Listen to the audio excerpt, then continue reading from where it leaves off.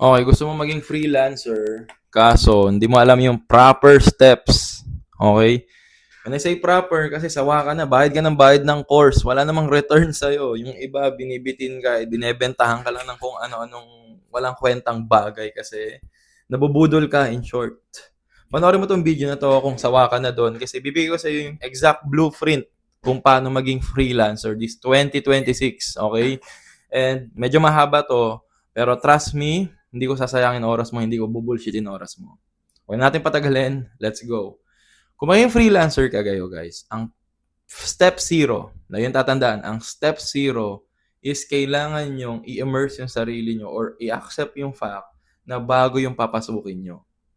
I don't care kung saan ka nanggaling, kung corporate person ka, kung wala kang trabaho, kung estudyante ka, or whatsoever.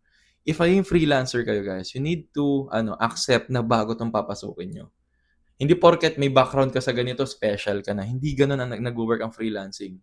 I-prime mo yung utak mo na bago to at kailangan mo matuto. Yun muna. Doon pa lang guys, sa step zero, marami ng mga taong nadadali sa freelancing. Kasi feel nila, may background na ako sa corporate, kaya ko na to. Wrong. Hindi ganun yun. Lahat tayo mag-uumpisa sa zero. Now, kapag na-accept mo na yung fact na yun, the next step is you need to prepare all of the requirements. Ano ba yung mga requirements na yan? May dalawang types ng requirements. Para sa akin, merong hardware, may software. Okay? Parang sabi kong hardware. Hardware, ito yung mga nahawakan natin. Ang pinaka-importante guys, at least dapat meron kayong resume. Pwedeng hard copy, merong soft copy. Okay? Ire-ready nyo yan. Pangalawa naman, meron kayong dapat IDs. Okay? Kailangan government ID. Kailangan at least dalawa. Meron kang birth certificate or kaya naman meron kang passport, meron kang driver's license. Explain ko sa inyo mamaya bakit kailangan yung mga yan. Kapag meron ka na nun, meron ka na ding resume, may valid ID ka. Mga next step na kailangan nyo, dapat meron kayong mga payment gate. Ano yung mga payment gate na yan? Usually guys, Wise Transfer, PayPal, GCash na mga na parang international card, yung or tsaka bank account. Yung purpose guys kasi yung magiging clients nyo doon ipapadala. And kung wala kang mga ganong payment gate, saan nila papadala yung pera mo? May mga instances na ita-transfer na lang sa inyo, pero most of the time, ang yan, nag-a-ask sila, meron ka bang PayPal, meron ka bang Wise transfer, yun yung mga importante. Kapag meron ka ng mga yon, bago mo makuha yung kailangan mo ng mga valid IDs. So doon pa lang nagkakamali na yung mga tao. Kasi papasok ng freelancing, wala naman sila mga IDs, wala sila mga legal documents to support na sila talaga yon. So nakakap sila when it comes sa payment pa lang. Kapag meron ka na mo na, okay na mindset mo, okay na yung hard copy, soft copy, hardware, software na sinasabi ko. Ang next na kailangan nyo guys, meron dapat kayong high income skill. Yan ang babayaran sa inyo kung freelancer ka. Ano yung high income skill? Coach JC, Sir JC. High income skills, ibig sabihin, ito yung serbisyo na i-offer nyo sa market. Since papasok ka sa freelancing, dapat meron kang at least na high income skill. At least isa lang. Na ano naman itong mga high income skills na nakita nyo? Di ba pansin niyo may mga VA. Okay. May mga meron naman mga web developer, meron naman mga video editor, graphics designer, meron naman mga digital marketing person, meron naman nagra-run sila ng ads, mga media buyer, meron naman mga website designer, meron naman mga real estate VA and whatsoever. Yun yung mga nakita nyo, high income skill mga yun. Yung iba naman trader, 'di ba? So lahat ng mga yun guys, high income skill. So dito sa step na to, kailangan mo muna mamili ng isa. Isang high income skill. Na kung tanong, saan mo hahanapin yan? Napakadaming mentors sa internet, guys. Okay? At may two pathway kayo dyan. Okay? And be careful, okay? Kunyari gusto mo maging digital marketing specialist, someone na nag-i-specialize sa Facebook ads. Kunwari yan yung gusto mo. Napakadaming mga guru or mga mentor or coaches na nagtuturo niyan. So may two options ka. Kung wala ka pang pera, do it yourself. Mag-i-invest ka sa mga free na courses, maghahanap ka sa YouTube or whatsoever. Aaralin mo yun from the ground out. Ang cons lang yan, wala mag-guide sa'yo. Yung second option naman, if may pera ka, resources ka, mag-i-invest ka sa coach or sa mentor or whatsoever. Now, ang downside dyan, hindi mo alam yung pricing, hindi mo alam yung success rate, kasi kailangan mo pa mag-due diligence, alamin mo. Kaya sinasabi ko kanina, maging maingat kayo. Kasi napakadaming scammer ngayon. Okay, bebentahan kayo ng course, iiwan kayo sa ere, tapos sa upsellan kayo or whatsoever. Maraming nalulokong ganyan. So, ikaw, kailangan mag-due diligence ka. Kapag maghahanap ka ng mentor, kapag maghahanap ka ng coach, make sure mo na legit, meron bang legit na experience yan, meron bang social presence, meron bang nakatrabaho na totoo yan. Baka mamaya kasi, nag-invest ka na, let's say, 5 to 10,000 dyan sa tao na yan, na sikat lang sa internet, wala naman palang projects na natrabaho or whatsoever. Naloloko kayo. And maraming taong naloko niya nung pandemic. Kaya dito sa part na to, maging maingat. Okay, always do your own research, due diligence, double check nyo, and check nyo lagi, mag-ask kayo, ang daming forums, pwede nyo check sa Reddit or whatsoever. Check nyo. Na kapag meron ka ng naging mentor or meron ka na napiling high income skill, may two things dyan. If wala ka pa talagang alam sa skill na yon, ang next mo na gagawin is, kailangan mo mag-spend ng at least 6 months to 2 years na kabisaduhin yung skills na yon. Paano ko nasabi? Kasi guys, theory ang matututunan nyo sa internet. Mahirap yung isang bagay, let's say yung high income skill, na masasabi mong alam mo na, pero kapag ginawa mo sa real world, madadali ka. So, kaya ako sinasabing 6 months to 24 months or 2 years na kailangan yung practicein, aralin, kabisaduhin. Kasi, dito, sa part na to, kailangan mo makakuha ng mga pro bono na client, mga free clients. Mga clients na magtitiwala sa'yo for free in exchange ng value. Okay, kunwari, web designer ka, website designer ka, hindi ka naman pwede ibenta agad yun. Wala ka pang proof na marunong ka or nag-work yung ginagawa mong sistema, di ba? So, ang gagawin mo, maghahanap ka ngayon ng mga kliyente na free muna.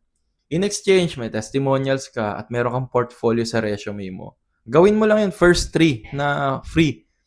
Tapos kapag okay, naging confident ka, mag-ask ka ng feedback paano mo improve. Practice ulit. Sa second na client mo na free, ganun ulit. Galingan mo, feedback, pero may testimony ka na sa portfolio mo. Pangatlo, ganun. The third or fourth na free client mo, definitely, may ano ka na, may tira ka na nun. Now, yun yung step. Sa isang side, kung wala ka wala ka pa masyadong background. If may background ka na sa gagawin mo, kuha ka certifications, mag-check mo yung i-update mo sarili mo sa mga tools, dapat up to date ka. Ang next na gagawin mo na dyan, pwede ka na mag-straight away maghanap ng client. Yun lang yun. Pero kung hindi mo pa alam, kailangan mo mag-practice, punta ka doon sa kaninang option na magkahanap ka ng free client, train, provide value, etc. So, yun yung pathway. Now, sa next or sa last part, dito, ang mga nagkakamali bang freelancer. Sa last part, guys, kapag na-land na kayo ng client, since may client na kayo, dapat maging technical kayo. Paano ang technical? Dapat alam mo yung pinoprovide mong service, alam mo yung scope, yung limitation, alam mo yung contracts, alam mo yung parang legal side of things. Kasi minsan, yung mga freelancer, pag nakaland ng client, masaya na sila, nakakaland na sila, $1,000 na deal per month. Happy na sila, sumakses na. Nakakalimutan nila yung napaka-importanting part sa dulo. Yung scope, limitation ng deliverables. Ano yun? Dapat, kung ano lang yung pinag-usapan nyo sa kontrata, yun lang ipoprovide mo. At kaya maraming Pilipino nadadali dito kasi yung scope ng trabaho nila, magugulat na lang sila. O sige, pinasahod ka ng $1,000, ang laki. Ay, naastigan ka kasi first time mo ng ganong kalaking project. Eh, yung deliverables mo, sobrang dami. Imagine mo yung trabaho mo, website design, tapos pinagmamanage ka pa ng social media. Doon pa lang natatalo ka ng bakit? Nag-spend ka ng extra time sa bagay na hindi naman scope ng work mo. Kaya maraming nababurnout na freelancers kasi hindi nila alam yung mga technicalities ng ganyan. And hindi din natuturo kasi ang laging point of success ng mga nagko-coach or ng mga gurus minsan, pag nakalan ka ng client, okay na sa kanila yun. Pero hindi nila tuturo yung after that. Bakit? That's another payment or another opportunity for them to upsell. So, kailangan strategic ka dyan that alam mo yung scope and limitation. After that, yung next na gagawin mo, dapat meron kang energy management, time management, at yung pinaka-importante, dapat marunong ka din mag-reinvest sa skill na nagbabayad ng ng bills mo. So since may skill ka na, ang next step niyan, tas may client ka na paying, next step is ano ba yung magandang opportunities para mag-upskill. So that's another topic na naman. So yan lang naman guys yung pinaka-straightest path para maging freelancer. Siyempre easier said than done. Pero yan na yung in a nutshell, yan na yan. Kung manonood kayo ng kung ano nung video sa YouTube, ito na yan, kinompress ko na. So, una, accept mo na this is a new thing, na magiging tanga ka dito, madadapa ka, and maiinggit ka minsan. Pero it's normal. After mo ma-accept yan, prepare yung mga hardware, software mo, laptop, PC, internet, tapos mga resume, tapos mga valid IDs, then i-prepare mo yung mga tools na kailangan mo, maging familiarize ka doon sa mga softwares. Next naman, maghanap ka ng high income skill. Kapag nakapili ka ng high income skill, if wala ka pang pera, do it your own. If may pera ka naman, invest ka sa right mentor na you think matutulungan ka. After that, if may skill ka na na-acquired, two options ulit. If hindi ka pa confident sa skill mo, definitely the best way is to find a free client. At pag may free client ka na, ulit-ulitin mo feedback hanggang maging confident ka na, then that's the time pwede ka na mag-charge. And then na mag-start yung career mo. If may idea ka na, confident ka na, you can straight find your clients. So, yun na yun. After that, maging technical ka na dyan. Dapat alam mo yun sa contracts and signing, scopes and limitation ng work, etc. Matututo ka sa time management, energy management, client management. And sa last part is pag-upskill, ulitin mo na naman yun para mas tumaas yung income potential mo. That's basically it. Ganun na maging freelancer. I hope nakatulong to, and tag mo lahat yung friends mo na para dito. Now, as my way of saying thank you dito sa video, guys, kasi nagstay ka, I think it's already 12 minutes. Ito yung ko sa inyo, guys, gift ko. Okay? And di ko bubullshitin yung oras nyo. Sabi ko sa intro kanina. Meron akong ginawang free community that teaches remote sales. Sa mga hindi nakakaalam, itong remote sales, it's a freelancing career or a job na work from home na sales. So, just like any other sales job, fina-facilitate mo lang siya online. So, ang requirements mo dito, kakasabi ko lang, laptop or PC, stable internet. That's it. Now, ano yung promise ng community ko? Hindi ko ipapromise sa inyo yung 6 digits or yung mga kalokohan na na yayaman ka dito. That's not my thing. Kung gagawin ko, nagsisinungaling ako. Ang mapapromise ko is kahit anong background mo, construction worker, factory worker, or whatsoever, OFW, student, matanda na corporate person, kahit anong background mo, guys, matututo ka dito sa freelancing, matututo ka sa sales, matututo ka sa remote sales, at matututunan mo kung paano makaland ng first client mo para mag-jumpstart yung career mo sa freelancing. Lahat yun, guys, free. Worksheets, materials, modules, yung community, may active admin support, 24 hours yan. Meron tayong roadmap, meron tayong active community. Lahat, guys, ang hinahanap nyo sa community nandito. At lahat yun, guys, free. Wala kayong babayaran sa akin. Wala ding catch. Well, may catch ako, sobrang liit lang. Subscribe lang kayo sa YouTube ko, that's it. Pero wala nang siya catch. Ang gusto ko lang is i-follow nyo yung rules. Kasi kapag hindi nyo pa-follow yung rules, sipain namin kayo palabas. So, sana nakatulong to, guys.